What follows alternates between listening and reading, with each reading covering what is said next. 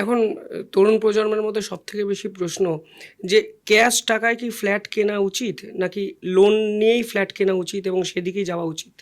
ইনভেস্টমেন্টের দিক দিয়ে যদি আপনি বলেন তাহলে অনেক সাকসেসফুল ইনভেস্টার আছে যাদেরকে আমি নিজের চোখে বম্বেতে দেখেছি, যে তারা বলেন যে ফ্ল্যাট কেনাটাই নাকি খুব একটা ইনভেস্টমেন্টের দিক দিয়ে খুব ঠিক ডিসিশন নয়। ঠিক আছে, কিন্তু আমরা যদি একটা সেলফ সিকিউরিটি, একটা সেলফ এস্টিম, অ্যাসপিরেশন এসব দিয়ে দেখতে গেলে মানুষ তার একটা আবাসন তো কিনবেই, একটা কিনবেই। তো সেখানে কিছু টাকা তিনি নিজে থেকে দিলেন, ধরুন একটা স্ট্যাচুটারি লিমিট আছে, নিজে এই টাকাটা দিতেই হবে। তো আমি বলবো যে তার থেকে একটু বেশি টাকা দিন। হ্যাঁ, ধরুন ব্যাংক হয়তো আপনাকে বলছে 20% টাকা আপনাকে দিতেই হবে, আমি বলবো তার থেকে একটু বেশি দিন। ঠিক আছে, আর বাকি টাকা আপনি লোন করুন। লোন কিন্তু আপনার সবসময় নিয়ন্ত্রণের মধ্যে থাকা উচিত। কি মাথায় রাখা উচিত লোন নেওয়ার আগে?